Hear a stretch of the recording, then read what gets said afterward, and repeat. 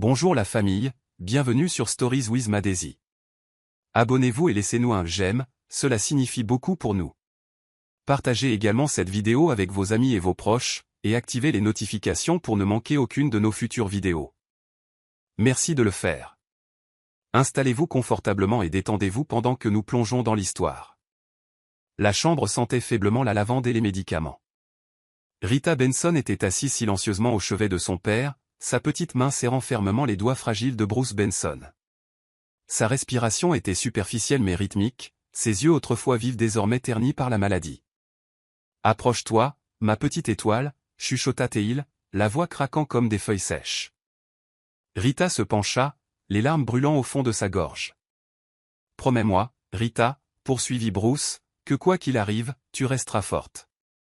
Tu es destinée à de plus grandes choses que cette ville, plus que quiconque ici ne peut le voir. » Rita hocha vigoureusement la tête, le cœur brisé. « Je le promets papa, je serai forte, je te rendrai fière. » Les doigts de Bruce pressèrent faiblement les siens et, l'espace d'une seconde fugace, un sourire se dessina sur ses lèvres gercées. Rita enfouit son visage contre sa poitrine, voulant que ce moment dure pour l'éternité. Cette nuit-là, la pluie tapota doucement contre les vitres, comme si les cieux pleuraient avec elle. Rita resta éveillée longtemps après que les infirmières l'eurent fait sortir, assise dans le couloir, les genoux ramenés contre sa poitrine. Elle se repassait les mots de son père encore et encore dans son esprit, s'y accrochant comme à une bouée de sauvetage. Elle ne se doutait pas que cette promesse serait bientôt mise à l'épreuve d'une manière qu'elle n'aurait jamais pu imaginer. Alors que l'horloge sonnait minuit, un vent froid murmura dans le couloir, envoyant un frisson à travers l'âme de Rita. Dans ce corridor solitaire, entouré de murs blancs stériles et d'infirmières indifférentes, Rita Benson fit un autre vœu silencieux. Quoi que l'avenir lui réserve, elle ne le laisserait pas la briser. Et pourtant, l'avenir l'attendait déjà, avec des mains cruelles dissimulées derrière des sourires aimables. Les funérailles furent une affaire sombre, un ciel gris jetant une lourde mélancolie sur la petite église. Rita se tenait raidement aux côtés de Lucille, sa belle-mère, se sentant plus comme une invitée indésirable que comme un membre de la famille.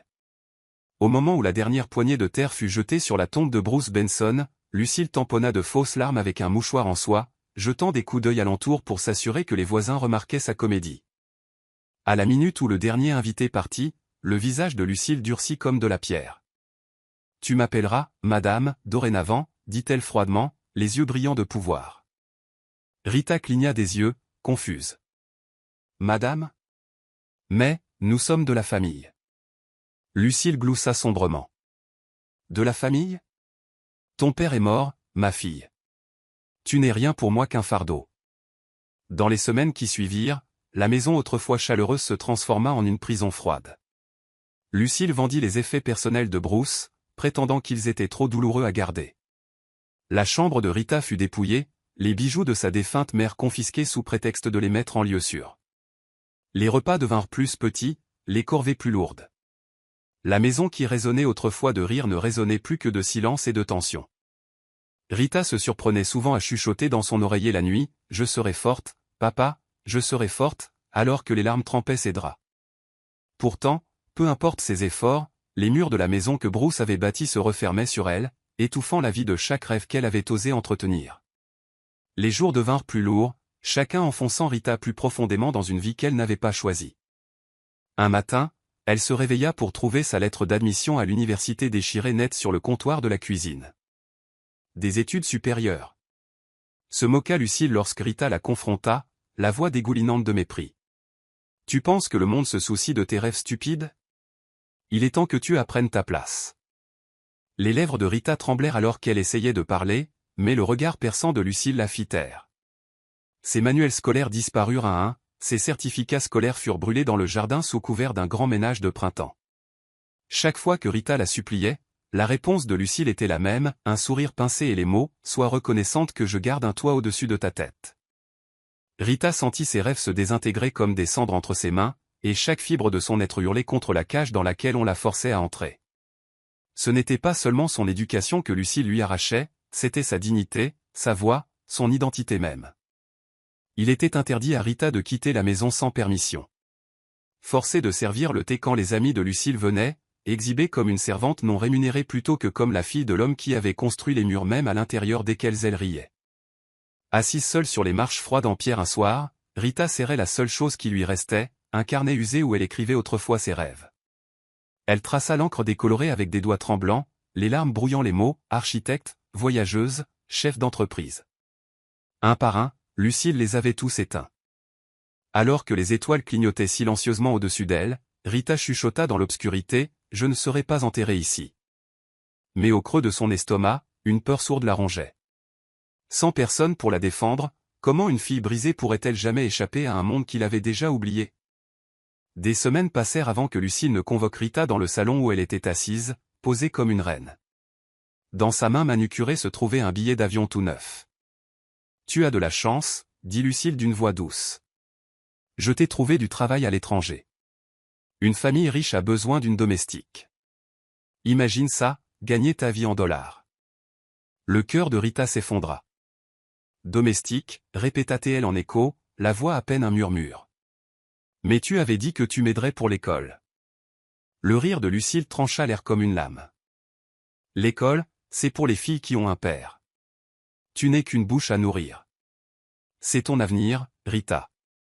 C'est à prendre ou à laisser. » Les mains tremblantes, Rita accepta le billet. La date de départ était dans 3 jours. Pas d'explication, pas d'adieu. Dans le calme de sa chambre ce soir-là, Rita emballa le peu qu'elle avait.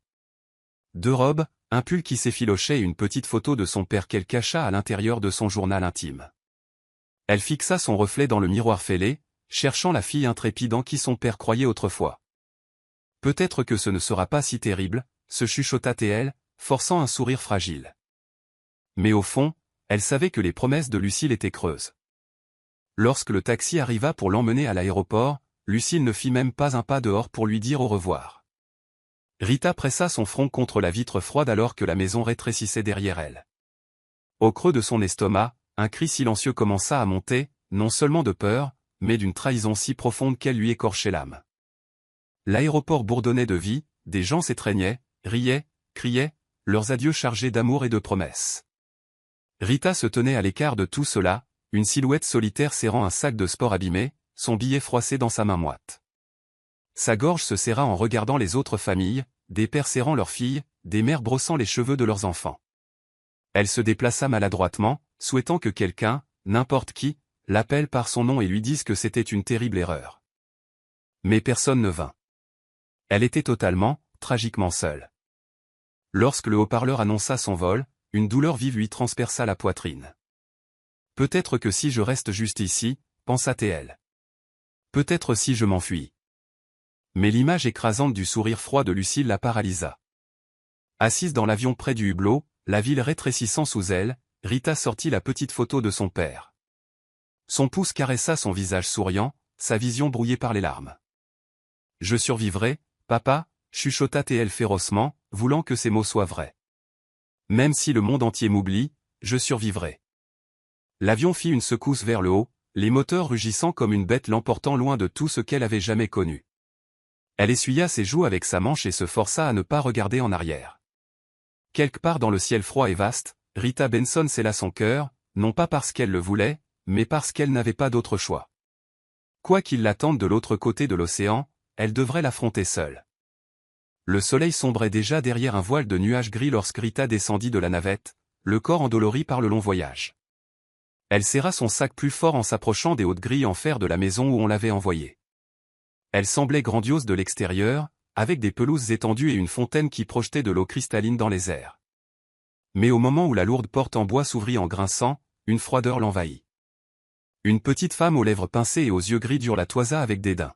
« Tu es en retard » aboya-t-elle, arrachant le sac des mains de Rita. À l'intérieur, vite. Pas de présentation, pas de bienvenue, juste des ordres. À l'intérieur, la maison était encore plus suffocante. Des sols en marbre, polis si proprement qu'elle pouvait y voir son reflet, s'étendaient à l'infini sous des lumières fluorescentes crues. La nouvelle chambre de Rita était un minuscule placard sous l'escalier, dépourvu de chaleur, avec un lit de camp affaissé et une unique couverture usée jusqu'à la corde. Alors qu'elle se tenait figée dans l'encadrement de la porte, la femme jeta le sac à ses pieds et dit : « Tu gagneras ton pain ici, ma fille. Pas d'oisiveté. Le travail commence à l'aube. Extinction des feux à 9 heures. La porte claqua, laissant Rita debout dans le noir, le cœur battant contre ses côtes comme un oiseau piégé. Le matin arriva bien trop vite. Avant que la première lueur du soleil ne touche les fenêtres, Rita fut tirée de son lit par un coup violent à la porte et la voix perçante de la gouvernante, Madame Kern. Les corvées étaient interminables, récurer les sols jusqu'à ce que ses genoux brûlent, repasser des costumes impeccables qui n'étaient pas les siens, polir de l'argenterie qu'elle n'utiliserait jamais. Personne ne lui parlait, sauf pour la corriger ou la gronder. Plus vite. Pas assez bon. Veux-tu être renvoyé? Ricana-il. Au repas, elle n'avait pas le droit de manger avec la famille. Au lieu de cela, on lui tendait des restes dans une assiette fêlée derrière la cuisine. La nuit, elle se recroquevillait sous la fine couverture, écoutant la maison respirer autour d'elle, les rires qu'elle ne pourrait jamais rejoindre, la vie qui ne lui appartiendrait jamais. Parfois, elle chuchotait dans l'obscurité, « Papa, j'essaie. S'il te plaît, vois-moi. » Mais l'obscurité n'offrait aucun réconfort, et Rita apprit vite. Elle n'était pas une invitée ici. Elle était invisible, remplaçable et totalement seule. La chambre mansardée où ils la déplacèrent après 2 semaines était pire que le placard. Elle était exiguë et sentait le renfermer, avec une fenêtre fêlée qui cliquetait à chaque coup de vent. Des souris s'agitaient dans les murs la nuit, et l'unique ampoule vacillait de manière incertaine au-dessus de sa tête. Mais c'était la solitude qui faisait le plus mal. Rita commença à mesurer sa vie en corvées accomplies et en punitions évitées. Chaque jour se fondait dans le suivant, frotter, nettoyer, polir, servir. Ses mains devinrent à vif et couvertes d'ampoules. Ses paumes autrefois douces durcirent pour devenir quelque chose de méconnaissable. Il n'y avait pas de dimanche ici, pas de vacances. Seulement le labeur. Chaque fois qu'elle s'arrêtait trop longtemps pour reprendre son souffle, la voix de Madame Kern fendait l'air comme un fouet. « Bouge-toi. Tu n'es pas payé pour rêvasser. » Rita baissait la tête en chuchotant, « Oui, madame », même si la colère bouillonnait sous sa peau. La nuit, quand elle avait enfin la permission de se retirer au grenier, Rita s'effondrait sur le mince matelas, épuisée au-delà des larmes. Mais le sommeil venait rarement. Au lieu de cela, elle restait éveillée, fixant le plafond fissuré, écoutant les sons étouffés de la musique et des rires provenant des grandes pièces en bas. Parfois, elle pressait la photo de son père contre sa poitrine, désespérée de s'ancrer à un souvenir de chaleur et de sécurité. « Tu me manques, papa » chuchotait-elle dans l'obscurité, la voix tremblante. Celle que j'étais me manque. Les nuits particulièrement mauvaises, quand la solitude et le désespoir devenaient trop lourds à porter, elle pleurait silencieusement dans son oreiller, prenant soin de ne laisser échapper aucun sanglot. Dans ce pays étranger, où son nom n'était prononcé qu'avec colère, Rita s'accrochait férocement à un espoir qu'elle ne pouvait expliquer, l'espoir qu'un jour, ce ne serait pas là toute son histoire. Un jour, elle serait plus qu'une servante perdue dans le grenier d'un étranger. Elle se retrouverait, d'une manière ou d'une autre. Les lettres qu'elle avait écrites à Lucille étaient remplies d'un espoir désespéré. Dans les premières semaines, Rita envoya 2 lettres soigneusement rédigées, suppliant pour de l'aide, promettant de rembourser toute dette si seulement Lucille la ramenait à la maison. Elle économisa des miettes de son maigre salaire pour acheter des timbres et des enveloppes, ses mains tremblant d'envie chaque fois qu'elle glissait une lettre dans la boîte aux lettres. « S'il vous plaît, Madame Lucille », disait une lettre, « j'ai fait une erreur. Je ne suis pas assez forte pour ça. Je peux travailler à la maison. Je peux étudier. Je ferai n'importe quoi. S'il vous plaît, ne me laissez pas ici. » Pendant des jours après les avoir postées, Rita vérifiait la petite boîte aux lettres au bord de la propriété, le cœur battant chaque fois qu'elle apercevait le facteur. Mais chaque jour, elle restait vide, la narguant par son silence. Les semaines se transformèrent en mois, et aucune réponse ne vint jamais. Finalement, la vérité pénétra ses os comme le gel de l'hiver. Lucille ne l'avait pas envoyé au loin pour l'aider, mais pour l'effacer. Il n'y aurait pas de sauvetage, pas de seconde chance. Assise sur le banc de pierre froid derrière la cuisine un soir, Rita froissa sa dernière lettre non envoyée dans sa main. Les larmes emplirent ses yeux, mais cette fois, elle se força à ne pas les laisser couler. Elle fixa le coucher de soleil, le ciel saignant de rose et d'orange, et se chuchota à elle-même. « Si personne ne vient pour moi, alors je devrais me sauver moi-même. » Sa voix était stable, même si son cœur tremblait. Quelque chose durcit en elle cette nuit-là, quelque chose de tranchant et d'endurant. Plus de supplications, plus d'attentes. Rita Benson décida qu'elle survivrait, non pas parce que quelqu'un se souciait assez d'elle pour la sauver, mais parce qu'elle se souciait assez d'elle-même pour se sauver. La vie de Rita devint un cycle monotone de servitude, mais de petites fissures de lumière commencèrent à se glisser à travers les murs de sa prison invisible. Il y avait un vieil homme qui vivait 2 maisons plus loin, Monsieur Terry Donovan, un charpentier à la retraite avec une boiterie et un regard doux. Rita le remarqua pour la première fois lors de ses corvées matinales, en balayant le porche avant. Il hochait gentiment la tête de l'autre côté de la clôture, s'arrêtant parfois comme s'il voulait dire quelque chose, mais se ravisant. Un après-midi, après avoir fini ses tâches, Rita trouva un petit sac en papier brun posé discrètement sur les marches, un sandwich et une bouteille d'eau. Elle regarda autour d'elle, mais la rue était vide. Le lendemain, cela se reproduisit, et le jour suivant. Il ne fallut pas longtemps à Rita pour réaliser qui était le mystérieux bienfaiteur. Son cœur se serra de gratitude, mais la peur l'empêchait de l'approcher. « Ils me renverront s'ils pensent que je parle à des étrangers », murmura-t-elle pour elle-même. Pourtant, chaque fois qu'elle trouvait la petite offrande, une étincelle de dignité se rallumait en elle. Quelqu'un, même à distance, avait remarqué son existence. Un soir, alors qu'elle se penchait pour récupérer le cadeau secret du jour, une voix dériva à travers la clôture. « Ma fille, tu ne devrais pas avoir à vivre comme ça. » Rita se figea, le sandwich dans sa main tremblante. Lentement, elle se redressa et regarda pour voir Monsieur Donovan s'appuyant lourdement sur sa canne, les yeux lourds de tristesse. « Je n'ai pas le choix, » chuchota Rita, la voix éraillée par le manque d'usage. Terry soupira, changeant de position. « Tu as toujours le choix. Ce n'est peut-être pas facile, mais il est là. » Ces mots se logèrent profondément en elle, s'ancrant dans la partie de son esprit encore en vie. Avant qu'elle ne puisse répondre, la porte de la maison s'ouvrit en grinçant derrière elle. La voix perçante de Madame Kern transperça l'air. « Qu'est-ce que tu fais là, espèce de paresseuse ? Bouge !» Rita tressaillit et se précipita à l'intérieur, les joues brûlantes de honte. Mais alors qu'elle nettoyait les sols tard dans la nuit, son esprit repassait les mots de Terry encore et encore. « Tu as toujours le choix. » Peut-être, juste peut-être, y avait-il une autre vie qui l'attendait au-delà de ces murs. Elle devait juste être assez courageuse pour l'atteindre. Cela arriva un jour qui avait déjà poussé Rita au-delà de son point de rupture. Elle avait récuré les marches en pierre menant au jardin depuis le matin, ses genoux meurtris et ses mains à vif. Le soleil de midi flambait impitoyablement au-dessus de sa tête, transformant les pierres en plaques brûlantes sous ses paumes. La voix perçante de Madame Kern aboyait des ordres depuis le balcon ombragé, inconsciente ou indifférente à l'épuisement croissant de Rita. En fin d'après-midi, la vision de Rita se brouilla, ses muscles tremblèrent et le monde bascula dangereusement autour d'elle. Elle essaya de se lever pour appeler à l'aide, mais les mots restèrent coincés dans sa gorge. Le balai glissa de sa main et elle s'effondra sur le sol en un tas disgracieux, les bords de son monde se floutant en un bourdonnement lointain. Une paire de chaussures en cuir usé entra dans son champ de vision déclinant, et une main ferme et calleuse toucha son épaule. « Doucement mon enfant », dit une voix basse et stable. Les paupières lourdes de Rita s'ouvrirent pour trouver Monsieur Donovan agenouillé à côté d'elle, l'inquiétude gravée dans chaque ligne de son visage buriné. « Les secours sont là », chuchota-t-il. Sans attendre la permission, il souleva son corps frêle dans ses bras et la porta de l'autre côté de la rue. Rita dérivait, captant des bribes de ses murmures rassurants. À l'intérieur de sa modeste maison, l'odeur de la mélisse et du vieux bois l'enveloppa comme une couverture. Il la posa doucement sur un canapé et pressa un linge frais sur son front.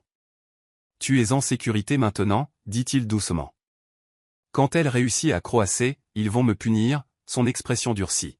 « Pas si j'ai mon mot à dire. » Pour la première fois depuis ce qui semblait être une éternité, Rita s'autorisa à s'abandonner, à croire, ne serait-ce qu'un instant, que quelqu'un voulait vraiment l'aider, pas lui faire du mal.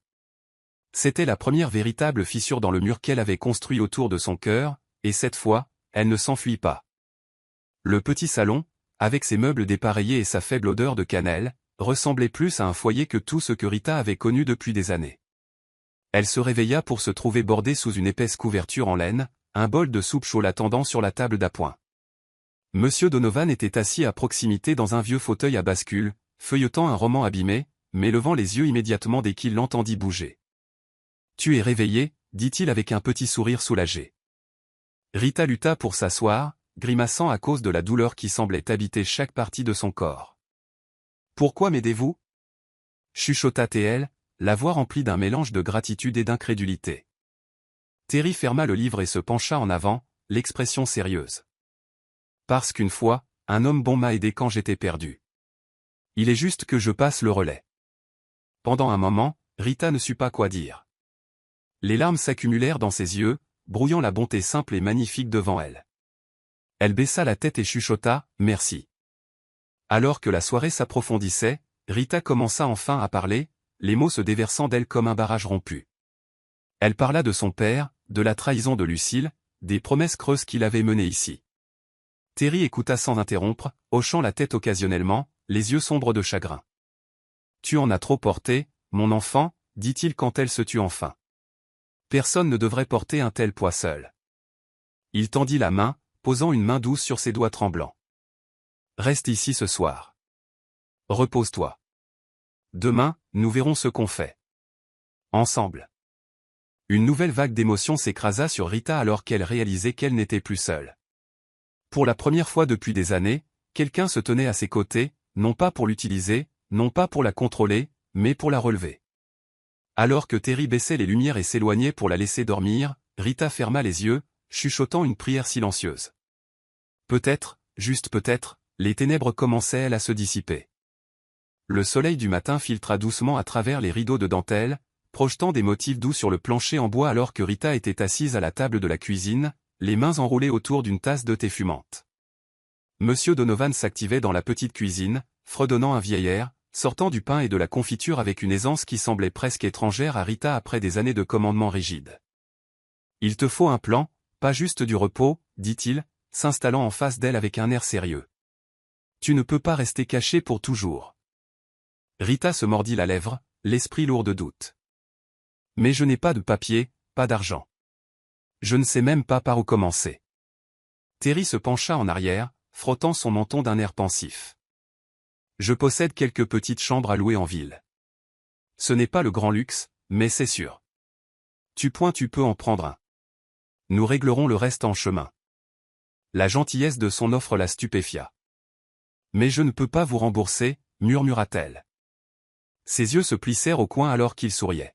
« Tu le feras, en vivant une vie plus grande que cette douleur. » Les larmes montèrent à nouveau aux yeux de Rita, mais cette fois, elles étaient différentes. Ce n'étaient pas des larmes de désespoir, mais celles d'un espoir fragile qui venait de naître. Plus tard ce jour-là, ils emballèrent ses maigres affaires, son sac de sport élimé, son journal intime et la précieuse photo de son père et s'éclipsèrent discrètement. Rita n'osa pas se retourner vers la grande maison de l'autre côté de la rue, cet endroit qui lui avait envolé. Le camion de Terry cahotait sur la route vers la ville, chaque kilomètre arrachant une couche de la honte et de la peur qui lui collait à la peau comme une seconde nature. Ils s'arrêtèrent devant un modeste immeuble en briques, recouvert de lierre, niché entre une boulangerie et une minuscule librairie. Sa chambre était petite mais chaleureuse, avec un vrai lit, une fenêtre qui s'ouvrait et une porte qu'elle pouvait verrouiller de l'intérieur, un luxe dont elle avait presque oublié l'existence. Rita s'assit sur le lit, fixant le plancher usé, sentant l'immensité de la liberté peser maladroitement sur ses épaules. Terry déposa un trousseau de clés dans sa paume et dit : « C'est à toi maintenant. Tu n'as plus d'autre maître que toi-même. » Pour la première fois depuis des années, Rita sourit.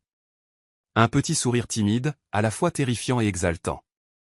C'était un nouveau départ, incertain, fragile, mais c'était le sien. Le vieux bâtiment de l'école se dressait devant elle, ses briques rouges délavées par l'âge, mais se tenant toujours fièrement contre le ciel matinal. Rita resta figée sur le trottoir, le cœur battant à tout rompre, alors que les élèves défilaient devant elle pour franchir les portes d'entrée. Elle serrait fort ses papiers d'inscription, les mains moites. « Tu es sûr de vouloir faire ça ?» demanda-t-elle à Terry, qui attendait patiemment à ses côtés. « Plus sûr que je ne l'ai jamais été, » répondit-il d'une voix posée. « Tu as l'esprit plus vif que la moitié des gens de cette ville. Il est temps que tu t'en serves. » Avalant sa peur, Rita hocha la tête et fit son premier pas en avant.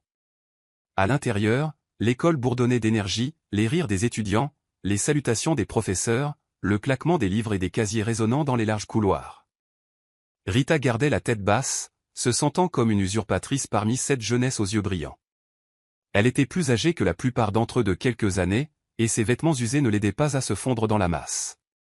Malgré tout, elle trouva sa salle de classe et se glissa à une place au fond, serrant son vieux sac à dos comme une bouée de sauvetage. Le premier jour fut plus dur qu'elle ne l'avait imaginé. Chaque leçon ressemblait à une montagne qu'elle devait gravir à main nue. Elle n'avait pas étudié depuis des années, et son cerveau grinçait sous le poids des connaissances oubliées. Pendant le déjeuner, elle s'assit seule sous un arbre ombragé, grignotant un sandwich que Terry lui avait préparé. Un groupe de filles riait bruyamment non loin de là, lui lançant des regards qui lui brûlaient les joues. Peut-être me voit-elle telle que je suis, pensa-t-elle avec amertume, une bonne en fuite qui fait semblant d'être à sa place. Mais juste au moment où elle s'apprêtait à partir, une voix l'interpella. « Eh, tu es nouvelle, c'est ça ?» Un garçon au boucle en désordre et au sourire chaleureux se laissa tomber à côté d'elle, nullement dérangé par son silence. « Moi, c'est Martin. » « Ne fais pas attention à elle, » dit-il en pointant du pouce le groupe qui ricanait.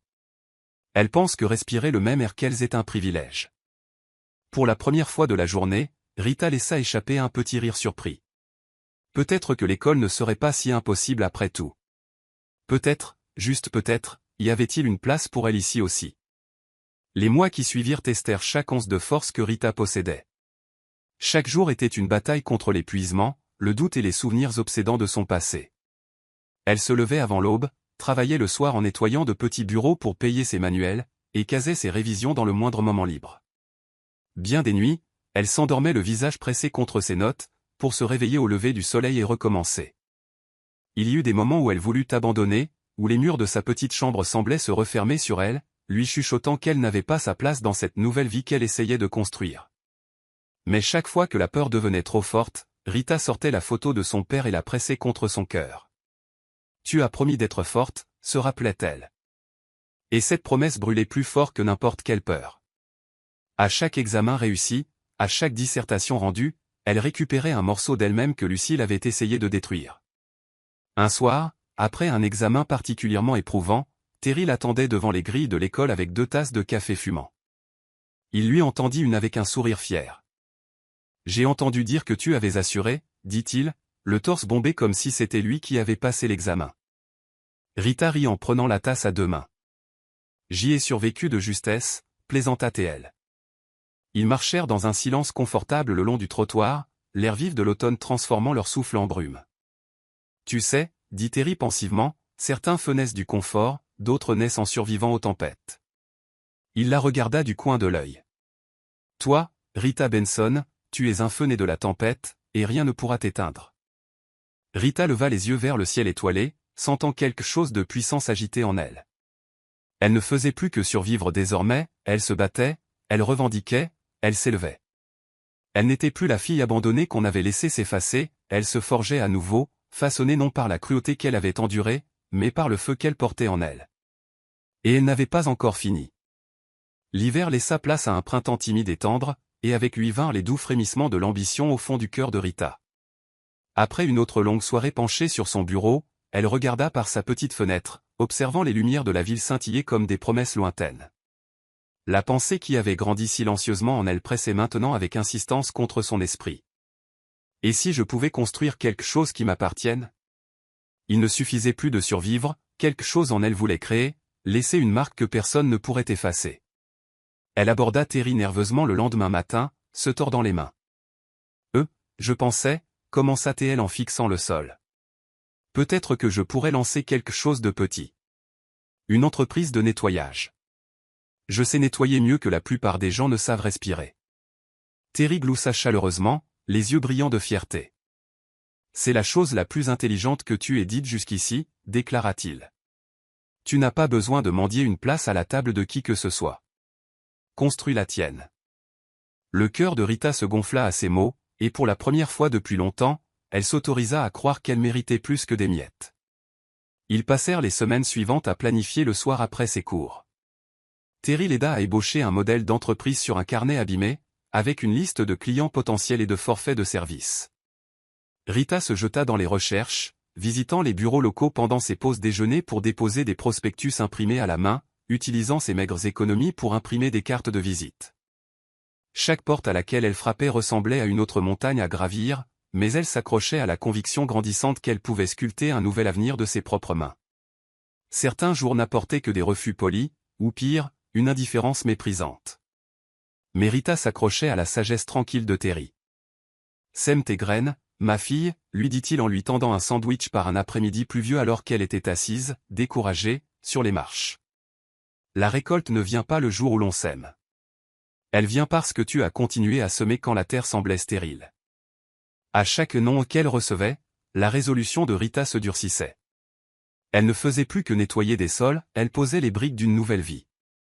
Et quelque part au fond d'elle, elle savait qu'elle plantait des rêves que même le temps et la trahison ne pourraient jamais déraciner. Lancer l'entreprise fut bien plus solitaire que Rita ne l'avait anticipé. Après des semaines de démarchage et de porte-à-porte, sa liste de clients tenait sur une serviette en papier. La plupart des gens déclinaient poliment, peu disposés à faire confiance à une jeune femme sans nom de société officielle ni publicité sur papier glacé. Certains gloussaient même sous cape, comme si ses ambitions étaient une fantaisie adorable qui s'envolerait au prochain coup de vent. Une prochaine fois peut-être, ma chérie, lui avait dit une femme d'âge moyen en fermant fermement la porte de sa boulangerie au nez de Rita. Rita resta sur le trottoir ensuite, les épaules affaissées, remettant tout en question. Elle avait épuisé presque toutes ses petites économies en fournitures et en publicité, et le loyer allait bientôt tomber. Ce soir-là, assise sur le plancher usé de sa chambre, elle fixa sa pile de prospectus inutilisés et laissa le poids écrasant de l'échec s'installer sur sa poitrine. Ai-je été stupide d'essayer seulement ? Murmura-t-elle dans le silence, la voix brisée par la tension. Terry la trouva ainsi, recroquevillée contre le radiateur, ses prospectus éparpillés comme des feuilles mortes autour d'elle. Sans un mot, il s'assit à côté d'elle, ses genoux craquant sous l'effort. Pendant un long moment, il ne dit rien, posant juste sa main légèrement sur son épaule. Quand il parla enfin, sa voix était douce mais ferme. L'échec, ce n'est pas de tomber, Rita, c'est de rester à terre. Elle renifla, essuyant ses joues avec colère.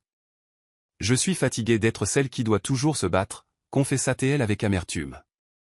Terry hocha la tête, la compréhension gravée profondément dans les rides de son visage buriné. Se battre, c'est dur, admit-il, mais regarde jusqu'où ça t'a déjà mené. Tu n'es plus cette petite fille effrayée.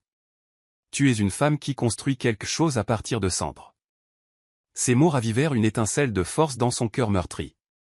Rita ramassa l'un des prospectus froissés, le lissa sur son genou et dit. Alors je suppose qu'il est temps de se relever. Elle ne se sentait pas encore courageuse, pas entièrement, mais elle ressentait quelque chose de mieux, de la détermination. 3 semaines plus tard, juste au moment où le poids du doute menaçait de l'entraîner à nouveau vers le fond, l'opportunité frappa, littéralement, à la porte de Rita. Par un après-midi bruineux, un jeune directeur d'hôtel frénétique, M. Alston, se rua dans l'atelier de Terry juste à côté, jurant dans sa barbe à propos de l'annulation de dernière minute d'une équipe de nettoyage. J'ai une conférence ce soir, des invités de haut vol, et mes nettoyeurs viennent de démissionner. Pestait-il en passant une main dans ses cheveux. Terry, toujours le voisin vigilant, eut un sourire lent et dit. Je connais peut-être quelqu'un qui peut t'aider. En moins d'une heure, Rita se retrouva dans le hall en marbre étincelant de l'hôtel le plus fréquenté de la ville, armée de rien d'autre que quelques fournitures usées et sa détermination brute et implacable. Ne gâchez pas tout, l'avertit M. Alston, la regardant à peine. Rita déglutit difficilement, carra les épaules et se mit au travail avec une précision née non seulement de la compétence, mais d'années passées à récurer des sols pour lesquels personne ne l'avait jamais remercié. À mesure que la soirée avançait, l'hôtel commença à bourdonner avec l'arrivée d'invités importants en costumes taillés sur mesure et robes étincelantes. Pourtant, en coulisses, quelque chose d'extraordinaire se produisait. Le personnel chuchotait avec admiration à propos de la jeune femme de ménage qui s'attaquait aux tâches impossibles, qui travaillait inlassablement sans qu'on le lui demande, dont le souci du détail rivalisait avec n'importe quel service de luxe qu'ils avaient jamais vu. Vers minuit, M. Alston s'approcha d'elle, l'expression illisible. « Vous m'avez sauvé la mise ce soir, dit-il bourru, en lui tendant une enveloppe plus épaisse qu'elle ne l'avait prévu. Si cela vous intéresse, nous aurions bien besoin de quelqu'un de fiable comme vous, de façon permanente. » Rita cligna des yeux, osant à peine en croire ses oreilles. « Merci », réussit-elle à dire, serrant l'enveloppe comme une bouée de sauvetage. Ce soir-là, en rentrant dans sa petite chambre sous la pluie fine, Rita leva la tête vers le ciel et sourit, un vrai sourire lumineux. La tempête ne l'avait pas brisée, elle avait dégagé le chemin. Les semaines qui suivirent la percée de Rita à l'hôtel furent comme un pas dans un monde nouveau et inconnu. Avec un travail régulier qui affluait enfin, elle fit passer son entreprise d'un simple complément de revenu à quelque chose de tangible, les services de nettoyage professionnel Benson. C'était un nom simple, mais chaque lettre lui donnait l'impression de récupérer un morceau d'elle-même. Pourtant, même avec le succès perçant à travers les nuages, la confiance restait une chose fragile. Elle restait le plus souvent seule, travaillant de longues heures et déclinant les offres de déjeuner et les conversations futiles des autres vendeurs et du personnel de l'hôtel. Jusqu'à un après-midi, alors qu'elle frottait les poignets en laiton du hall jusqu'à les faire briller comme des miroirs, elle entendit une voix derrière elle. « Vous savez, pour quelqu'un qui fait de la magie avec un chiffon, vous êtes terrible pour accepter de l'aide. » Rita se retourna pour trouver une grande femme au sourire malicieux et à la posture assurée, Rhonda Lewis, propriétaire d'une agence d'événementiel voisine. « Je ne cherche pas d'amis, » dit Rita prudemment, essuyant ses mains sur son tablier. Rhonda haussa les épaules, imperturbable. « Une chance que je ne t'offre pas mon amitié. Je t'offre une opportunité. » Malgré sa méfiance initiale, quelque chose dans le ton sans détour de Rhonda attira Rita. Elles acceptèrent de se retrouver pour un café de terrain neutre et au-dessus de tasses fumantes, Rhonda exposa une proposition commerciale, sous-traiter les services de nettoyage de Rita pour des événements de haut profil. « Tu gagnes en visibilité, je gagne la tranquillité d'esprit, » dit Rhonda simplement. Rita remua son café, étudiant la femme en face d'elle. La confiance n'était plus quelque chose qu'elle accordait à la légère, mais elle pouvait voir la sincérité derrière l'audace de Rhonda. « C'est quoi le piège ?» demanda Rita en plissant les yeux. Rhonda rit. « Le piège, c'est que tu continues d'être brillante. C'est tout. » Pour la première fois depuis longtemps, Rita se détendit, s'autorisant à respirer. Peut-être que tout le monde ne voulait pas l'utiliser. Peut-être, juste peut-être, y avait-il encore des gens dignes de confiance. Tendant sa main à travers la table, Rita dit. Marché conclu. Leurs mains se rencontrèrent dans une poignée ferme, deux femmes forgées par le courage, prêtes à se tailler une part du monde pour elles-mêmes. Les affaires fleurirent plus vite que Rita n'aurait pu l'imaginer. En quelques mois, elle gérait une petite équipe, embauchant d'autres femmes travailleuses qui, comme elle, avaient été négligées et sous-estimées. Chaque nouveau contrat, chaque avis positif, tissait une autre couche dans la vie qu'elle bâtissait. Mais Rita ne se contentait pas de simplement nettoyer les espaces des autres. Sa vision grandissait chaque jour davantage. Un soir, après le nettoyage particulièrement réussi d'un événement dans une grande galerie du centre-ville, elle et Rhonda s'assirent sur le trottoir en mangeant des hamburgers gras sortis d'un sac en papier. « Tu as déjà pensé à devenir propriétaire ?» demanda Rhonda en léchant du ketchup sur son pouce. Rita gloussa. « Propriétaire de quoi? D'un empire de serpillière ?» Rhonda secoua la tête. « Non, de l'immobilier. La pierre. C'est là que réside le vrai pouvoir. Le nettoyage rapporte de l'argent, mais la propriété. C'est ce qui bâtit un héritage. » Le mot héritage frappa Rita comme un coup de tonnerre.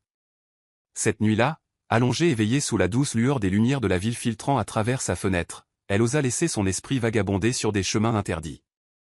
Posséder des biens.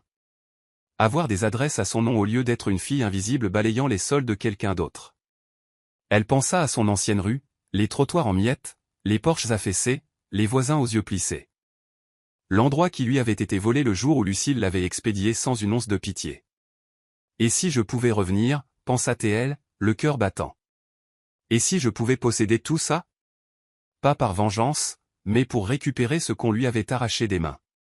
Pour prouver qu'aucune cruauté ne pouvait effacer son existence. Rita se retourna et fixa le plafond, le cœur enflammé d'une nouvelle faim dangereuse. Elle ne voulait plus simplement survivre. Elle voulait reprendre tout ce qu'ils avaient cru qu'elle n'aurait jamais. Dans les heures calmes où sa journée de travail se terminait et où la ville somnolait sous une courte pointe d'étoiles, Rita sortait son vieux carnet abîmé. Le même où une adolescente avait jadis griffonné des rêves d'architecte, de voyageuse, de bâtisseuse. Elle tourna une page vierge et commença à dessiner de mémoire. Les trottoirs tordus, les portails rouillés, l'inclinaison des toits familiers le long de la rue qu'elle appelait autrefois sa maison. Chaque porche cassée, chaque clôture penchée était gravée profondément dans son âme. Ce n'était pas juste un endroit, c'était le champ de bataille de sa première trahison, le point zéro de son chagrin. Elle chuchota au papier, « Je reviens pour vous », tandis que son crayon grattait férocement la page. Chaque ligne qu'elle traçait n'était pas juste un croquis, c'était un vœu. Une nuit, elle étala les croquis grossiers sur sa petite table de cuisine et les fixa jusqu'à ce que sa vision se brouille. Terry, passant devant la porte ouverte, s'arrêta et s'appuya contre l'encadrement. Ça ressemble à un plan, dit-il en hochant la tête vers les dessins. Rita leva les yeux, le regard flamboyant d'une détermination féroce et brute. C'est plus qu'un plan, dit-elle. C'est chez moi, et je vais l'acheter, Terry. Chaque maison, chaque centimètre. Il s'approcha lentement, posant une main ferme sur son épaule. Alors tu ferais mieux de te préparer, dit-il doucement, parce que des rêves aussi grands ne changent pas seulement ta vie, ils changent tout autour de toi. Rita hocha la tête silencieusement, le poids de ses mots s'installant sur elle. Elle ne chassait plus les fantômes. Elle construisait son chemin de retour, brique par brique, acte par acte, jusqu'à ce que même les fantômes doivent s'incliner devant elle. Les roues de l'avion touchèrent le sol dans un crissement, et les mains de Rita agrippèrent les accoudoirs plus fort que nécessaire. L'aéroport par le hublot semblait à la fois familier et étrange, un lieu figé dans le temps et pourtant débordant des fantômes de son ancienne vie. En traversant la foule, son cœur cognait contre ses côtes. Elle n'avait ni fanfare, ni entourage, juste une petite valise et un porte-documents soigneusement rempli d'actes et de papiers. Elle avait fait fortune discrètement, et elle avait l'intention de récupérer son passé de la même manière, en silence, puissamment. Sur le parking, un vieil ami de Terry, Marcus, un homme discret qu'elle avait engagé pour cette mission, l'attendait avec une voiture de location. « Prête ?» demanda-t-il en ouvrant la portière passager. Rita se glissa à l'intérieur sans un mot, pressant son front contre la vitre fraîche. Alors que la voiture s'engageait dans les rues poussiéreuses de sa ville natale, elle murmura dans un souffle. « Je ne suis plus la fille que vous avez jetée. » Le trajet fut un défilé brutal de souvenirs. Chaque panneau rouillé, chaque épicerie de quartier délabré frappait sa poitrine comme un coup de poing. Pourtant, ce qui la frappa le plus, c'est à quel point peu de choses avaient changé. Les mêmes clôtures affaissées, la même peinture écaillée, la même fatigue désespérée accrochée à l'air. Ils atteignirent son ancienne rue juste au moment où le soleil commençait à se coucher, projetant de longues ombres sur les trottoirs en miettes. Rita demanda à Marcus de rouler lentement, ses yeux dévorant chaque détail. Sa poitrine se serra quand elle vit la maison qu'elle appelait autrefois la sienne, négligée, délaissée, tenant à peine debout. Elle lutta contre l'envie de pleurer. « C'était censé être mon royaume », murmura-t-elle. Marcus lui jeta un coup d'œil mais ne dit rien. Rita serra la mâchoire fermement. Elle n'avait pas traversé des océans, bâti une entreprise à partir de la poussière et vaincu ses propres démons pour s'effondrer maintenant. Non. Elle était revenue plus forte, et cette rue, ce sol qu'il avait autrefois rejeté, porterait bientôt son nom à l'ancrer dans la pierre. Rita passa les jours suivants à se faufiler discrètement dans le quartier, n'attirant jamais l'attention sur elle. Elle portait des vêtements simples, gardait ses cheveux rentrés sous une casquette ordinaire et se déplaçait comme une ombre parmi les maisons qu'elle connaissait jadis. Elle regarda le vieux monsieur Carvey, qui jetait autrefois des pierres à sa fenêtre quand elle riait trop fort, traînait maintenant des pieds sur son porche avec une canne. Elle passa devant la maison de Madame Elkin, la femme qui chuchotait des ragots cruels sur le mauvais choix d'épouse de son père, et la vie s'affaissait sous des décennies de négligence. La rue, qui avait semblé autrefois si pleine de jugement et d'autorité, paraissait maintenant fatiguée, abandonnée même par les souvenirs auxquels elle s'accrochait. À chaque arrêt, Marcus prenait discrètement des photos, documentant l'état des propriétés. « Si vous voulez avancer sur les acquisitions, » dit-il un après-midi en lui tendant un dossier de notes, « les propriétaires sont désespérés de vendre. La moitié d'entre eux doivent des arriérés d'impôts. Ils accepteront n'importe quoi de raisonnable. » Debout devant sa maison d'enfance, Rita ressentit un mélange particulier de triomphe et de tristesse. Elle n'appartenait plus à cet endroit. Elle l'avait dépassé, éclipsé, survécu. Et pourtant, la petite fille en elle avait encore mal de vouloir toucher les briques, de récupérer les morceaux volés de son enfance. « Je veux tout », dit-elle doucement à Marcus, la voix solide comme le fer. Chaque maison, chaque centimètre carré de cette rue. Il hocha la tête, griffonnant déjà des notes. En retournant à la voiture, Rita aperçut son reflet dans une vitrine fissurée, tête haute, épaules carrées, yeux brillants d'un feu que personne ici n'avait jamais pris la peine de reconnaître. Elle n'avait plus besoin de leur validation. Elle était son propre héritage désormais. Et bientôt, le sol même qu'ils avaient maudit sous ses pas porterait le poids de sa victoire. La phase suivante du voyage de Rita exigeait précision, patience et une concentration impitoyable qui la surprit elle-même. Elle ne pouvait pas encore révéler son identité. Les sentiments n'avaient pas leur place en affaires, et la pitié ne lui rendrait aucun service. Avec Marcus coordonnant tout via des représentants légaux et des sociétés écrans, elle soumit des offres d'achat anonymes à chaque propriétaire de la rue. Les offres étaient assez généreuses pour les rendre curieux, et eux assez désespérés pour être impatients. On y est presque, rapporta Marcus un soir, étalant les documents sur la table de cuisine de son appartement loué. Quelques résistants tenaces, mais rien que l'argent ou le temps ne puisse régler. Rita hocha la tête, étudiant chaque nom et signature. Chaque trait de plume donnait l'impression de reprendre un morceau d'elle-même, une réparation silencieuse pour chaque gifle d'humiliation qu'elle avait endurée. Cette nuit-là, Terry l'appela. Sa voix grésillait à travers la ligne, mais était riche de fierté. « Tu es en train de le faire, Rita, dit-il simplement. Brique par brique. Elle ferma les yeux, avalant la boule qui se formait dans sa gorge. Ce n'est pas de la vengeance, Terry, dit-elle, se surprenant elle-même par la crudité de l'aveu. C'est quelque chose de plus profond. C'est une guérison.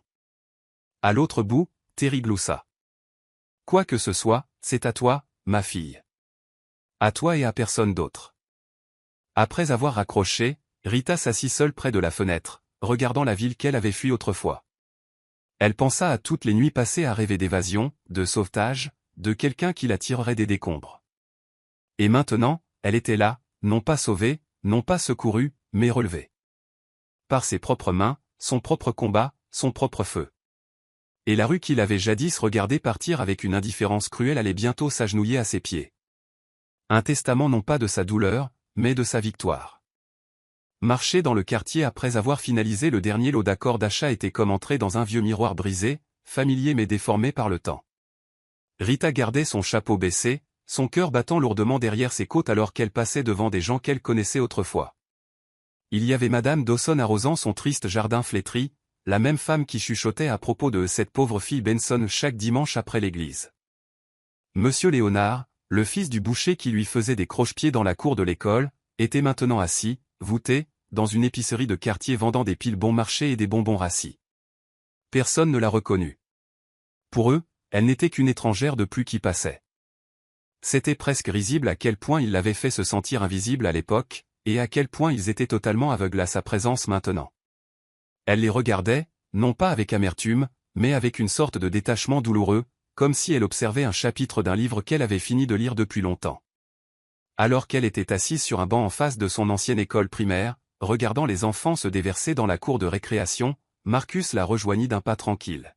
« C'est presque fini », dit-il en lui tendant un dossier épais rempli de titres de propriété et d'accords. Juste une maison restante.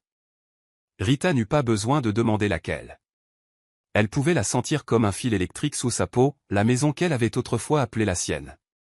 Elle feuilleta le dossier distraitement, ses yeux traçant ses nouvelles possessions sans joie. Ce ne sont que des maisons maintenant, dit-elle doucement, presque pour elle-même. Pas des souvenirs, pas des chaînes. Marcus hésita avant de demander. Allez-vous les garder ou les démolir? Rita expira lentement, son souffle visible dans l'air qui se rafraîchissait. Je n'ai pas encore décidé, répondit-elle. En vérité, elle ne savait pas encore.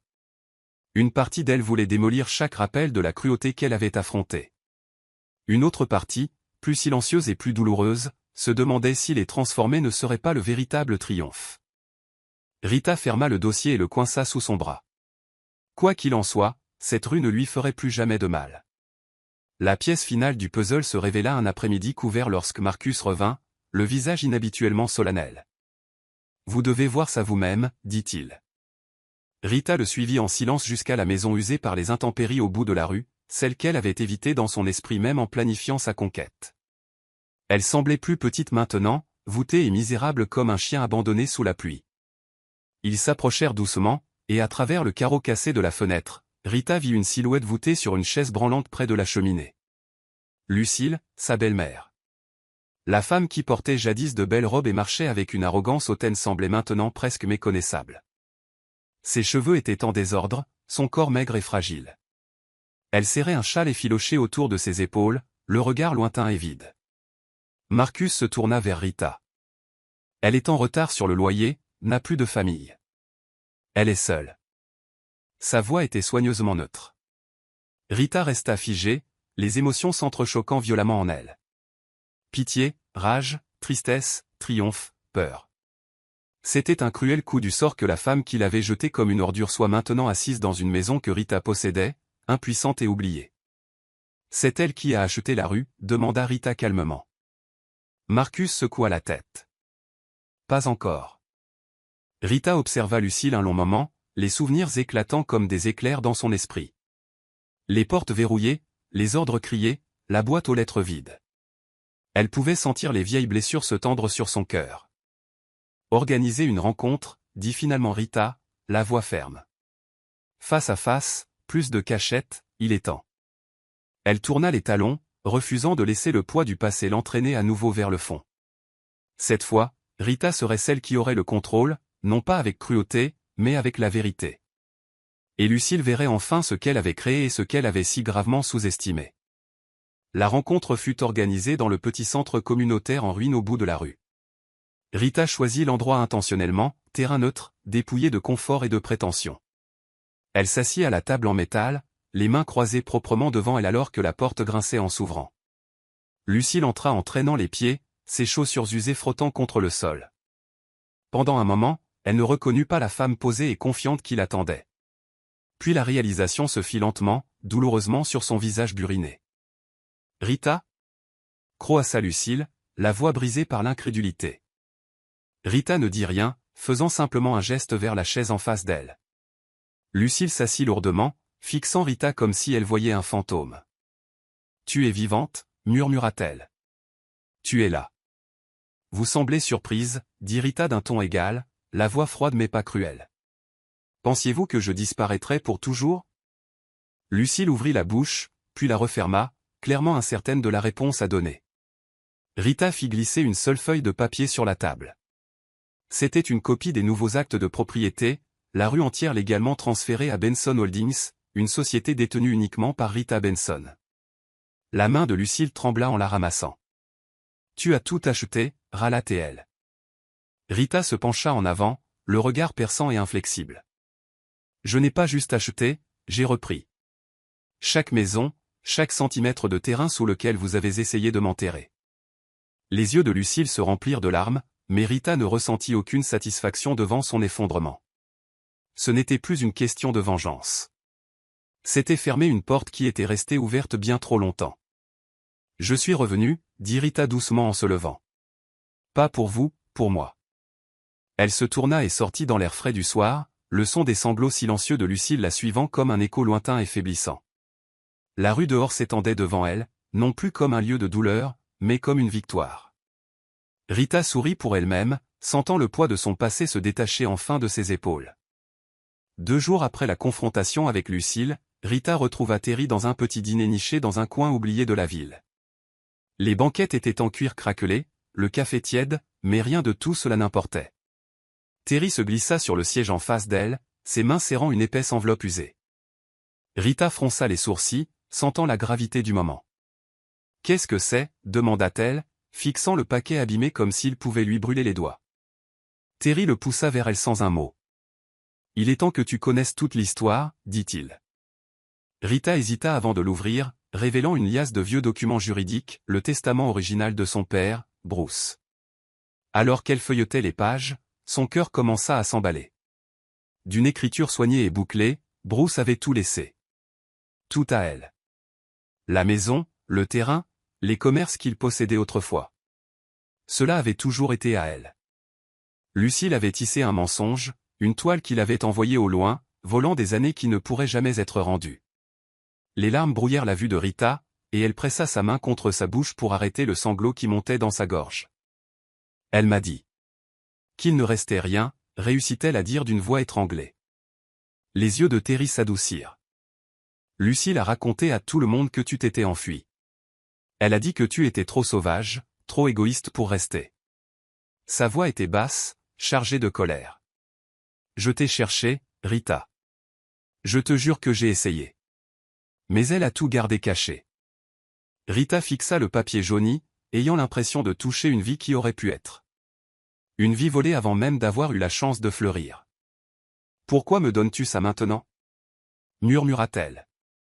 Terry se pencha par-dessus la table, la voix ferme. Parce que le passé te devait cette vérité, et parce que tu as gagné ta place, non seulement par le droit, mais en survivant à tout ça. Rita replia le document soigneusement, presque religieusement. Elle ne faisait pas que récupérer une rue ou une maison. Elle récupérait son droit de naissance, la vie qu'elle était censée vivre. Le lendemain matin, Rita retourna à la maison en décomposition de Lucille, non par haine, mais par besoin de finir ce qui était inachevé. Elle trouva sa belle-mère assise près de la fenêtre poussiéreuse, une fine couverture enroulée autour des épaules. Les yeux de Lucille vacillèrent de peur et de résignation quand elle vit Rita debout dans l'embrasure de la porte, tenant le testament original. Sans un mot, Rita le posa sur la table branlante entre elles. Lucille le fixa, ses doigts tremblants alors qu'elle traçait la signature effacée au bas de la page. « Il t'aimait plus que tout », dit Rita doucement, la voix lourde mais calme. « Et tu as essayé de m'effacer pour ça. » Le visage de Lucille se fripa alors que les larmes commençaient à couler. « J'avais peur », chuchota-t-elle. « Après sa mort. Tout m'échappait. Tu me rappelais tout ce que j'avais perdu. » Rita resta immobile, le poids des années pressant contre sa poitrine. « Tu n'as pas tout perdu, dit-elle d'une voix ferme. Tu as choisi de tout détruire. » Lucille sanglotait ouvertement maintenant, sa fierté dépouillée. « Je suis désolée, halta-t-elle. J'ai eu tort. J'ai été cruelle. » Rita hocha la tête lentement. « Oui, tu l'as été. » Elle se tourna pour partir mais s'arrêta à la porte, sentant le dernier fil de leur passé se tendre, prêt à rompre. « Je possède cette maison maintenant, dit-elle. Mais je te donne le choix. Reste ici avec dignité, sous ma protection, ou pars et trouve ta propre voie. » Lucille leva son visage baigné de larmes, la confusion vacillant dans ses yeux. « Pourquoi ferais-tu ça, après tout ce que j'ai fait ?» Rita la regarda un long moment. « Parce que la clémence ne dépend pas de qui la mérite, mais de qui y survit. » Puis, sans un autre mot, Rita sortit dans l'air froid et pur, la porte se refermant derrière elle comme la dernière page d'une longue et amère histoire. Cette nuit-là, seule dans son nouveau bureau surplombant la rue qu'elle avait reconquise, Rita lutta avec le choix qu'elle avait fait. Elle regardait par les larges fenêtres les rangées de maisons fatiguées, maintenant à son nom. La justice aurait été douce, expulser Lucille, démolir le passé brique par brique.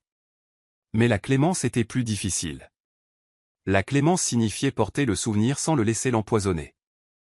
Alors que les lumières de la ville scintillaient au-delà des toits, elle se souvint de quelque chose que Terry lui avait dit durant ses jours les plus sombres, le vrai vainqueur n'est pas celui qui écrase le passé, c'est celui qui s'élève au-dessus. Rita sirota son café lentement, sentant la vieille colère perdre son tranchant, s'émoussant en quelque chose avec quoi elle pouvait enfin vivre.